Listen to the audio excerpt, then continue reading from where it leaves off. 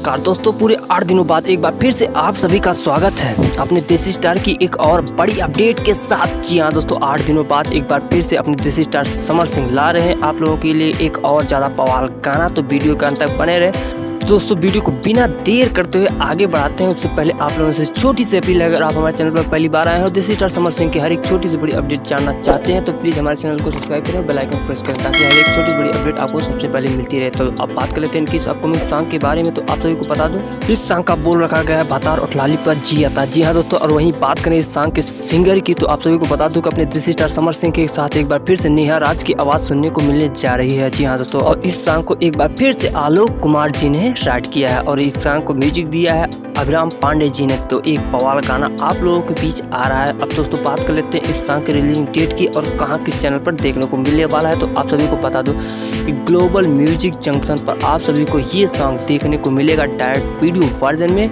और वहीं इस सॉन्ग के रिलीजिंग डेट की बात करें तो इस सॉन्ग का रिलीजिंग डेट का अनाउंसमेंट अभी तक नहीं किया गया, लेकिन आप सभी को बता दूं कि कल से परसों तक के बीच में आप लोग इस सॉन्ग का भरपूर आनंद उठा पाएंगे। जी हाँ दोस्तों, तो बहुत बहुत शुक्रिया वीडियो के अंत तक बने रहने के लिए। इसी तरह के समर सिंह की हर एक छोटी सी बड़ी अपडेट जानकारी रखने के लिए हमारे चैनल से जरूर जुड़ें।